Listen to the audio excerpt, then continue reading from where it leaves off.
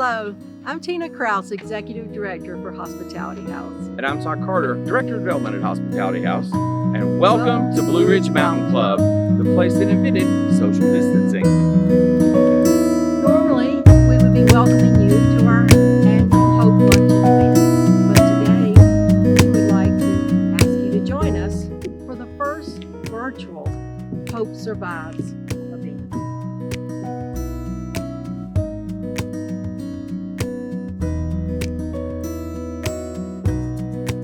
Thank you to our board that has been so diligent this year to support the work that has been so much more challenging this year. They've helped us to make very difficult decisions as we worked through a time when the resources became even more scarce, as the phases and the stay-at-home orders changed all of our in-person events. They've been an encouragement as we plan for a virus that could bring widespread medical needs within our own doors, for both the clients and the staff. So thank you for the hours you give in service, and especially for the advocacy for the people who come through our doors. Let's say hello to our board chair, Lori Whitehead, and all of our board members.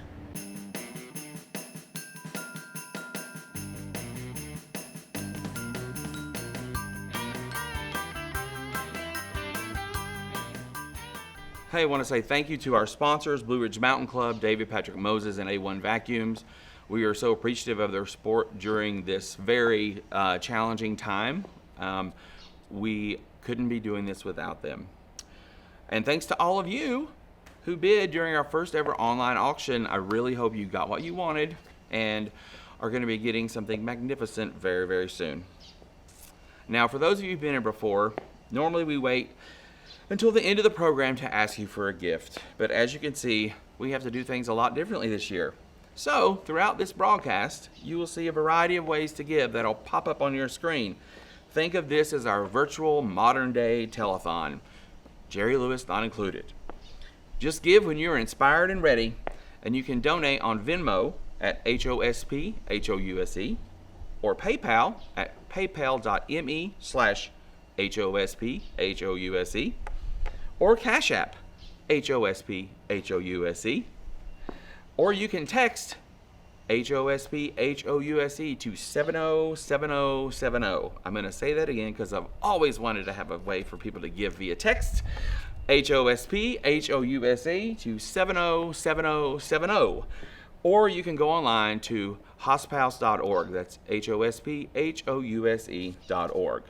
Thanks again for all of you who are joining us on Facebook Live, YouTube Live, or on our website. Now, it's not too late to share with your friends. Start a watch party on Facebook, share your link, and have them hop on and join us for our first ever virtual event. And for those of you who may just be hearing about us or are joining our event for the first time, here's a brief overview of what Hospitality House is all about.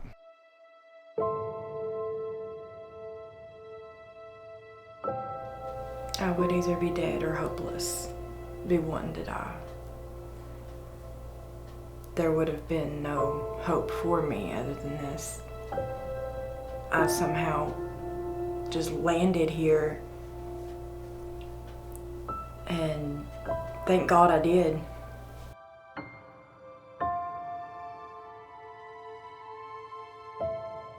One of the biggest things for people to understand, or one of the misconceptions, is that we're a homeless shelter.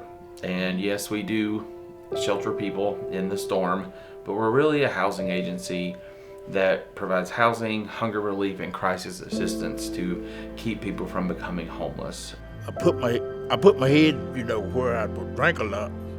And when you start doing that, people don't let you stay. So I decided to go to the Hospitality House. Misconceptions about homelessness are ingrained in our culture. And if you look at the history of homelessness in America, it's a problem we created, so we believe that we can end it, we can solve it because we created it. As our society, we've got to learn to look beyond that and to see the 74-year-old woman that was locked in a shed, to see the 10-year-old girl fleeing with her mother in the middle of the night with no place to go, or hiding in their car in the Walmart parking lot, afraid to move. That's what homelessness really looks like. It's the 19-year-old kid with no family, zero family, is trying to make it on his own and doesn't know where to get the resources, doesn't understand his diagnosis of Asperger's, doesn't know about getting medication, has no one to help him do that because he's on his own. That's what homelessness really looks like. What I often tell people when they ask me what we need most is we need a voice. We need their voice in the community, their ability to go out and tell others what homelessness really looks like. And in this rural area, it is different. It is, as Todd described. That voice can make a lot of change. They'll help you get back on your feet. Help you get your dignity back, help you get your strength back, spiritually, mentally. They are more flexible than some parents. Like they're incredible what they try to do for everybody that needs help from them. And I would give anybody the advice that was going through what I was going through to not wait as long as I did, to hurry up and get over here. Hello, my name is Jim Pitts. I'm the General Manager of Blue Ridge Mountain Club. I want to personally welcome you to the Hospitality Hope Survives virtual event. This year, instead of being together for the luncheon to laugh, cry, and celebrate Hospitality House, we find ourselves confined to video. And regrettably, instead of having the emotion of the luncheon to relax your pocketbooks, we only have a serene backdrop. Who was that guy? BRMC's mission is to build community. The essence of that mission is to nurture the spirit of community. And while nurturing the spirit of the community might be our mission, it's actually mission critical to Hospitality House. It's important that Hospitality House has the resources and the opportunities to continue their very important work. So the purpose of this event today is to ask you to please make a generous gift to Hospitality House. And one of the things we recognize as a result of the pandemic is what is really happening behind our face mask. Oftentimes it's hard to tell whether somebody is happy or somebody is sad. But at Hospitality House, these people are always happy. They're always there to provide comfort and undying love and consideration and compassion for those who enter its doors. It is critically important that we're able to continue this mission and for them to continue to do their very important work. Thank you, and please make your contribution. Without anything further, Tina Kraus.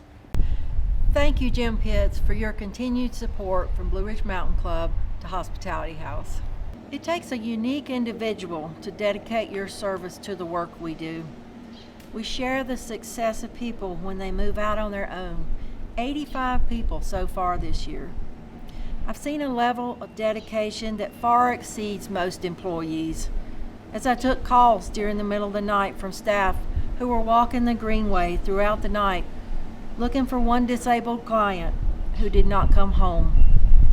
We shared tears of sorrows when we lost lives this year. The hours are long. The commitment must be genuine. If not, the people who live with us will not trust. Today, please join me in thanking some of the most compassionate and dedicated people in this community. Say hello to the Hospitality House staff.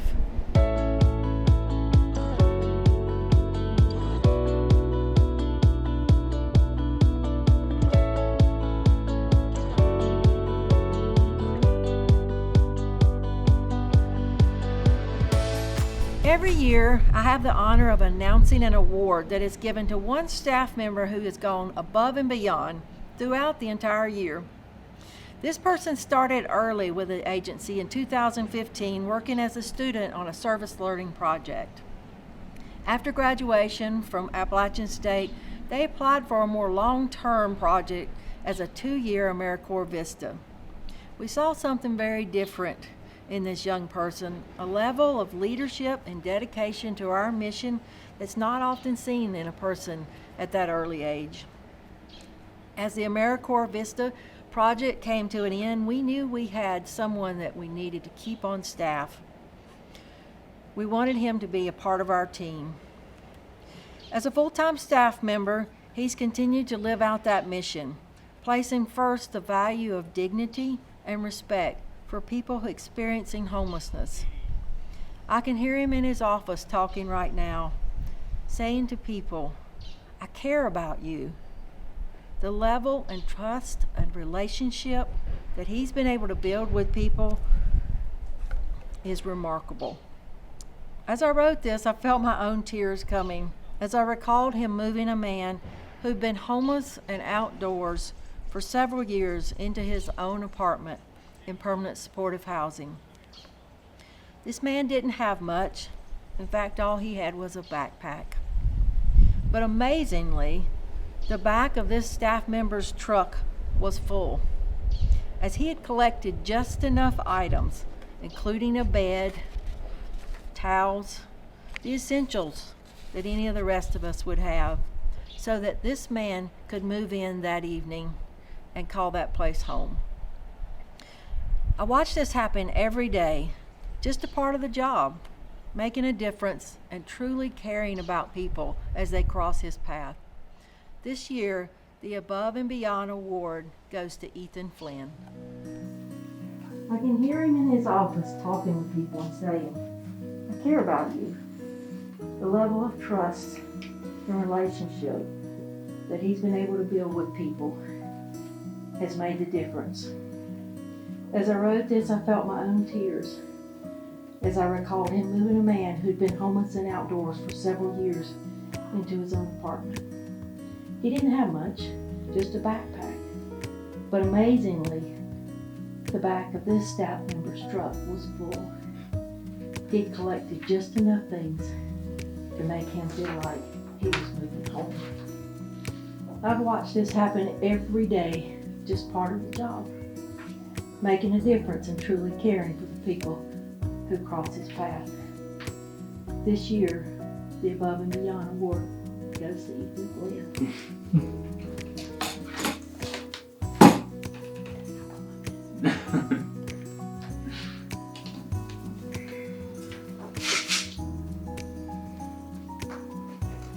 Volunteering at Hospitality House has changed the way I view homelessness. That's just one of the comments I often get when I talk with our volunteers. Through the years, we've offered so many different ways to share people's talents. You might, however, find that when you come through those doors, that you are the one who is learning something new. This year has taken a different look for our volunteers. With COVID upon us, many of our dedicated volunteers have had to serve from outside the doors, preparing meals and ordering food from area restaurants just to keep the 11,000 meals a month going for the people in need. We had to rethink the way food and housing services were being delivered. As the needs continued to grow, a challenge faced us, with 90% of our volunteer base having to stay at home. But there were a few that showed up, and each of them said, "I want to help. I'm strong, and I'll take the precautions right alongside your staff to help keep the work going." One person who came stayed with her local parents because the area she was living in was already riddled with the COVID virus. Instead of staying home safely, she decided to dedicate 40 hours a week at Hospitality House, ensuring that our food pantry was still running. And even though it had switched to a drive-through pantry, she worked out every detail and met every car with a smile and a box of food. Over the years, we've seen many types of dedication in volunteers. This year, though, a couple stood out. I've watched their commitment in their work over the last 9 years that I've been employed there. They rarely miss a Tuesday night dinner. Not here to serve, but just to eat with the residents, share a smile, and have good conversation. On Sunday morning, they live out their faith by dropping by for morning coffee, sitting and listening to the residents who get up early. This year, more than ever, we needed this couple. With all the changes on how we could safely deliver food, we were getting pretty desperate for an extra set of hands. And there they were. They said to me, well, normally this time of year we would be traveling with a cook crew on disaster relief teams. Right now the teams aren't traveling. So we realized that we needed to be right here in our own community. This is the work that we're supposed to be doing. So several times a week, they eagerly show up, knock on the back door, and ask to wash dishes with a smile. They'll stay around and plate up 100+ to-go plates, so every person has a good meal, served nightly in our dining room. They're always leaving and saying, if you need help, our number's on the board, just call us. They have a caring smile, a listening ear, and they just bring joy to a room, which is so needed right now at this time. This year, we would like to say thank you and honor Bob and Janet Ellison for the Volunteer of the Year Award. We've been in the business of changing lives for over 36 years. We've helped many people survive before, and we're going to keep on doing that because that's what we do. After all, we have faced life and death as we continue to walk beside people in challenging situations. Now, take a look at how things have changed and get the inside scoop on how we're handling a global pandemic. The decisions that we had to make based on a global pandemic and the things that inherently went against our core values as an agency, dignity, compassion, respect. I mean, dignity is huge for us here, and to sit back and think, well, that person no longer gets to say, I don't like broccoli. They're getting broccoli because that's what we're cooking tonight. Taking that away hurt. The most normal thing that occurs here are the meals. People are coming through the door and one of the meals is getting ready to be served, and that is something that has changed dramatically. People gathered at mealtime. They came in for breakfast, lunch, and dinner. It was a time of community and people sitting around the table and having conversation, and the serving line. The groups who helped to serve our meals, that was human contact, and the opportunity for them to see people who were coming in to eat, and that interaction is now changed completely. I think the second hardest decision we had to make was to put a plexiglass shield up in front of the desk, and that may have been the hardest actually. I think I sat in here and cried because I said that was a barrier we never wanted to have between staff and the people coming through our door. I live with a suitcase in my office, a shower bag, and my pillows and blankets. We all have an air mattress. Our board of directors bought us new air mattresses, and so if it ever happens, Tina and I will be sleeping under our desks and with an air mattress and pillows, and we'll just do the best we can. I think it came from a sense of understanding that people could lose their life. There was a sense of urgency that we had to get a plan in place. We deal with individuals who come in with untreated medical needs, untreated mental health needs, but those high-end disabilities, higher needs were all on that list of people who were at the highest risk. Not only the clients, but the staff. We have a staff of 23 people that we had to figure out how are we going to protect them. We don't close. We didn't have that luxury of saying we're gonna close for a bit to get things in order. We had to do this while in action. And I will tell you, homeless people are extremely resilient. They have been through so many things that you and I can't necessarily imagine. Resourceful, resilient, determined survivors. We're here to talk about hope surviving. Well, guess who learns more about survival every day? I do. More than I ever teach.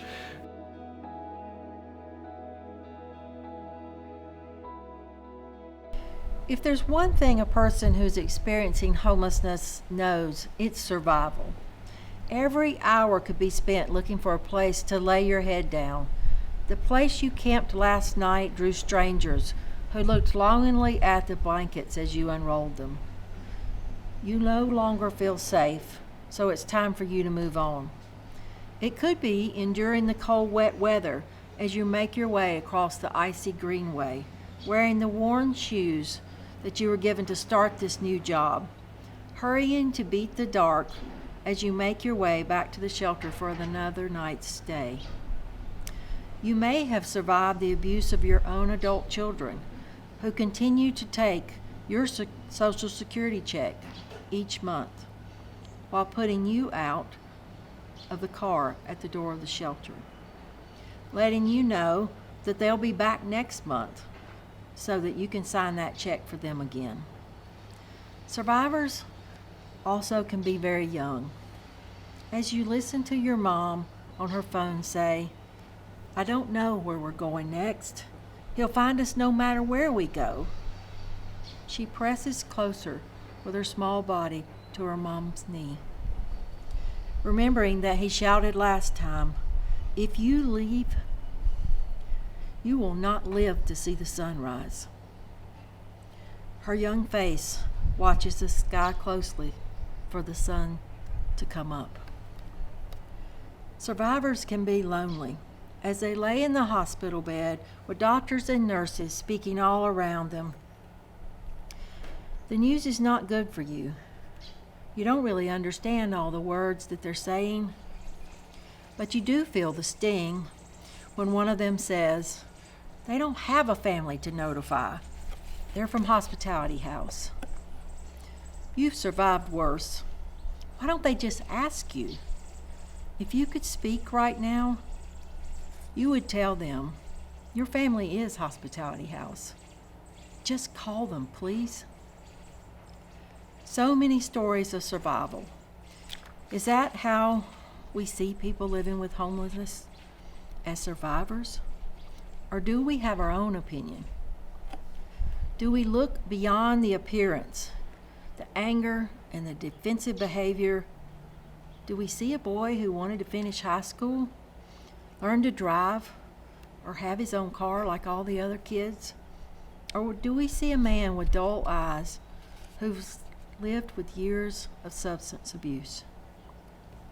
Just like his own parents, he would be no different. Do we see any hope? Can you see past the survivor who wears his guard like a wall that no one can get through? Every day we see survivors. It's hard work, not for the person who expects quick solutions that fit in a 9-to-5 job. Every person is different. They've survived situations that make most of us uncomfortable to talk about. How do you even begin to break down those walls they've built to protect themselves from hurt again? We start by being present. So many times I listen to staff as they walk beside a person who's just shown their worst behavior, and they say to them in a calm voice, "You can't keep doing this. I care about you. Can we talk about this some more tomorrow?" When you stay present with a person, eventually you do see that survivor. As staff, we often have to step back a moment to look for the strength in that person. What does that person do well? How can we help them see the characteristics they have as strength? It's taken a toll on their appearance, so sometimes you have to sit with them a while to see the person inside, seeing what they have survived as a part of their story. When that happens, together we both begin to shift. There are more chapters to be written.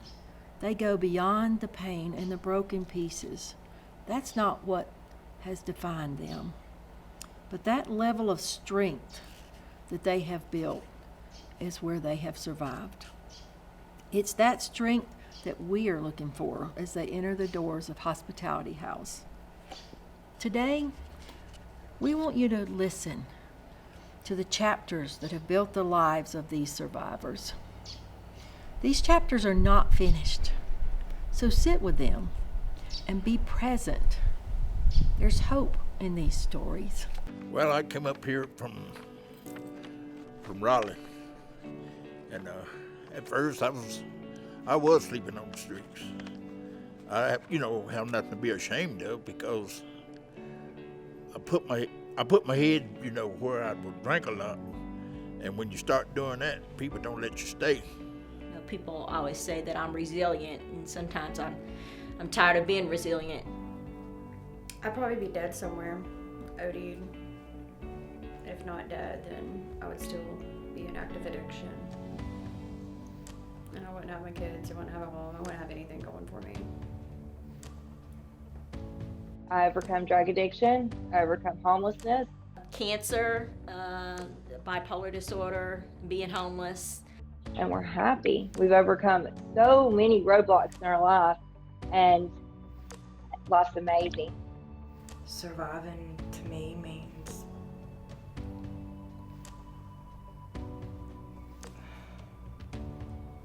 finding myself,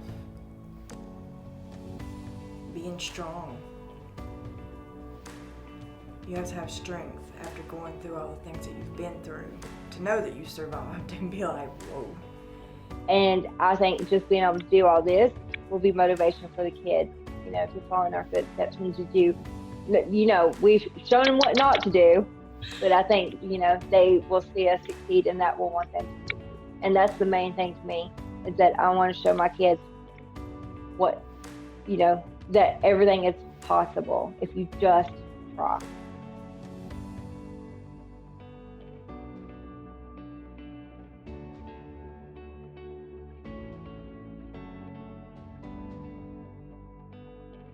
All those unfinished stories,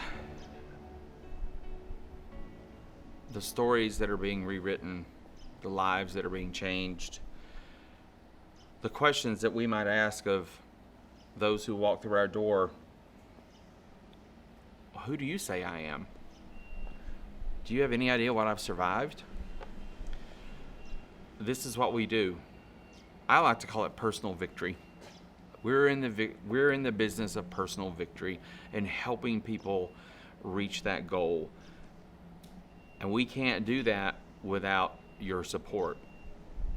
Try all that we might, it would be impossible without financial support to help individuals and families not just get back on their feet, but thrive into a new life.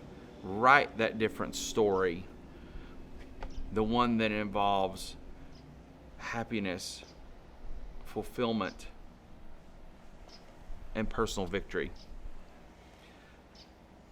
I know we've talked a lot about giving so far, and yes, this is a fundraiser. So I'm going to remind you all again why we're here. We're here to help every single person that you just saw in that video, to assist in their future. That's what we do it for. We do it for their future so that we can make a stronger community together. Everyone should have the ability to have housing, to have food, to have basic needs, and to thrive. Everyone deserves a personal victory. So, whether you're going to get out your checkbook or whether you've already donated, I'm going to remind you again about how you can support the mission. It's not just the mission, it's the people that make the mission. We are there for the people. They need your support now more than ever before. So you can hop on Venmo at HOSPHOUSE. If you have PayPal, you can go to paypal.me/HOSPHOUSE.